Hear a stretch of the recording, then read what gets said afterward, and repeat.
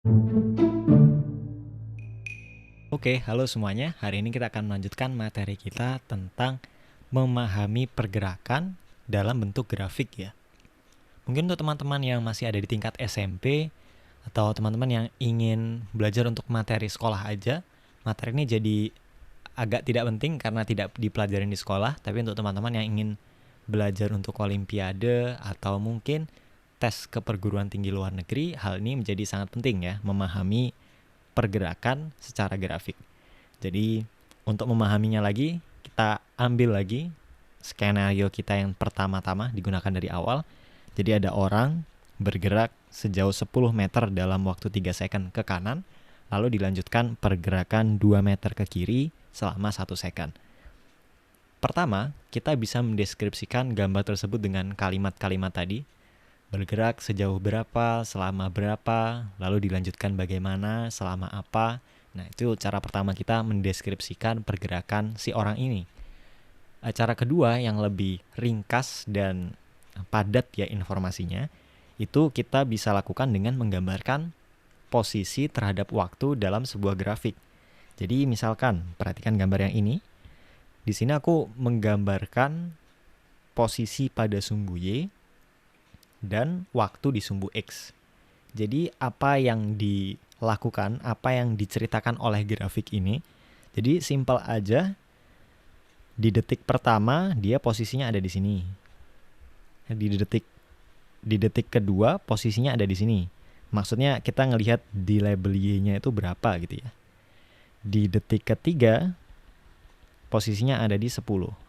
Jadi lihat koordinatnya. Jadi kita tarik ke atas secara tegak lurus gitu ya. Mau detik keberapa? Kita mau posisinya dia di detik keberapa? Misal di detik kedua, oh berarti tarik ke atas, ketemu garis ini. Posisinya itu dia lagi di sini. Tarik ke kiri untuk tahu posisinya. Jadi semacam itu. Cukup padat ya informasi yang dijadikan di sini. Dan pergerakan tadi kan kita bagi jadi 2 segmen, bergerak ke kanan dan bergerak ke kiri. Di grafiknya kita juga bisa lihat ada 2 segmen, ada 2 garis. Garis yang pertama adalah yang ini, garis yang kedua adalah ini.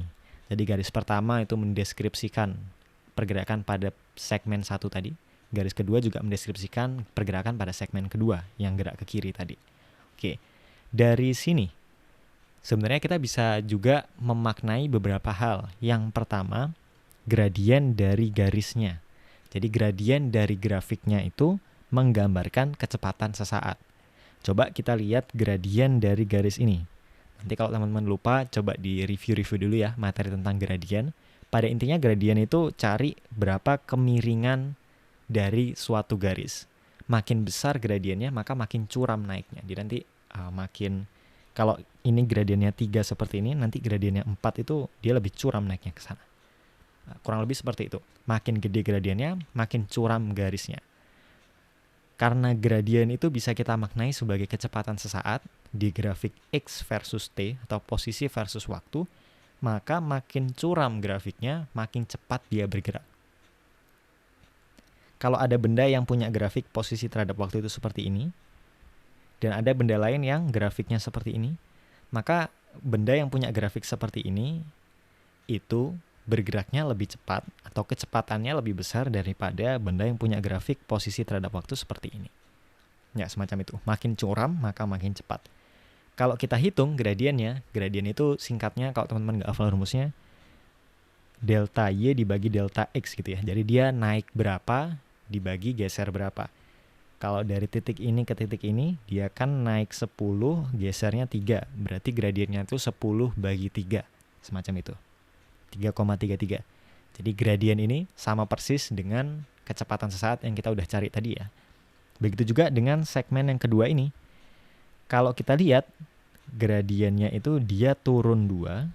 Jadi turun 2 itu sama aja kayak naik negatif 2 gitu kan ya. Turun 2, gesernya 1, bener ya. Turun 2, gesernya 1.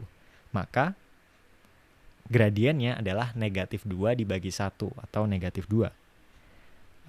Negatif di sini artinya dia bergeraknya itu ke arah X negatif, atau dalam artian ini bergerak ke kiri gitu ya. Jadi positif ke kanan, negatif ke kiri. Cukup konsisten ya dengan apa yang kita cari sebelumnya. Kecepatan sesaat di segmen kedua itu adalah 2 meter per second ke arah kiri. Sedangkan untuk cari kecepatan rata-ratanya bagaimana? Dari grafik posisi terhadap waktu seperti ini, perlu kita ingat bahwa definisi kecepatan rata-rata itu adalah perpindahan dibagi waktu totalnya kan. Perpindahan total bagi waktu totalnya. Perpindahan total itu dapat dari mana?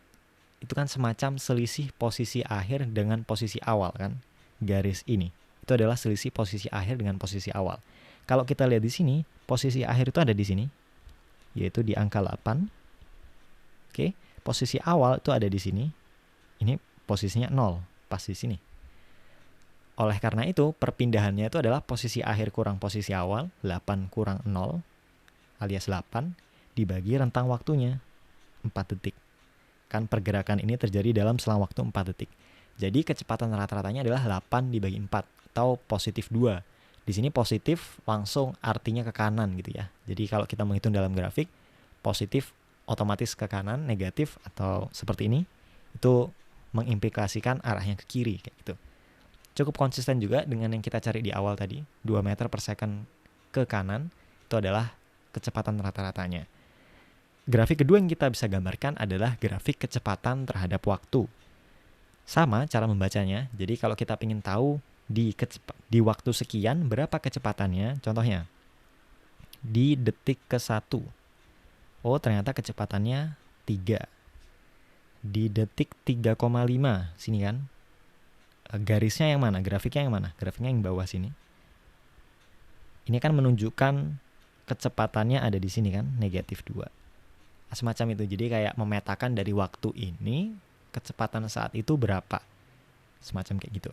Dari grafik ini, apa yang bisa kita peroleh? Yang pertama, gradien dari grafik kecepatan terhadap waktu, itu nanti kita bisa sebut sebagai percepatan. Kita akan belajar itu dalam konteks berikutnya nanti, tapi simpan dulu aja. Gradien dari grafik kecepatan versus waktu ini kita bisa maknai sebagai percepatan. Jadi makin cepat, makin besar nilai percepatan itu, maka semakin cepat kecepatannya berubah gitu. Kalau dalam konteks ini kan kecepatannya 3,33 terus. Habis itu yang ini negatif 2 terus.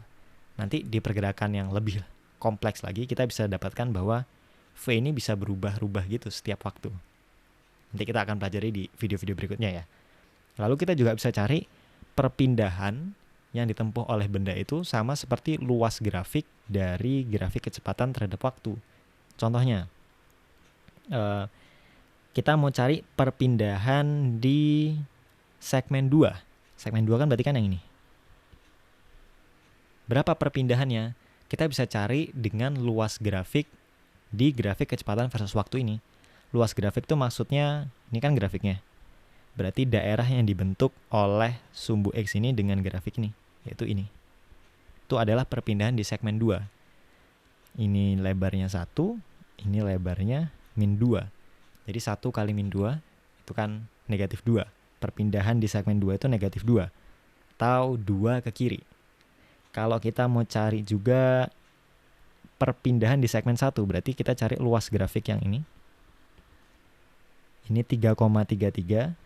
Atau eksaknya tadi 10 bagi 3. Ini ya yang 10 bagi 3 itu. Lalu lebarnya itu 3.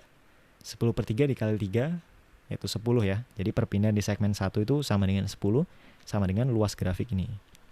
Perpindahan di segmen 2 itu negatif 2, atau 2 ke kiri, sama dengan grafik yang luas grafik yang ini.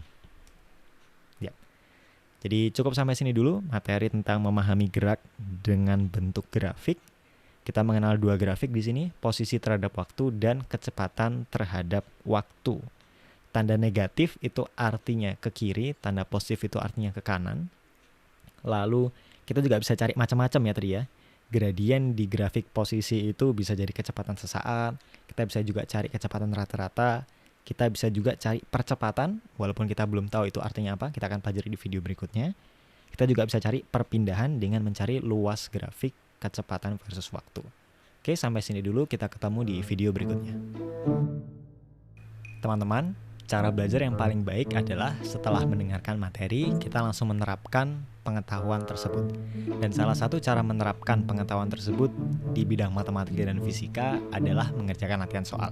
Untuk teman-teman yang butuh latihan soal untuk mengasah kemampuan dan pemahamannya, teman-teman bisa berkunjung ke tempatberlatih.com. Di sana banyak latihan soal baik yang gratis maupun berbayar. Oke, selamat belajar.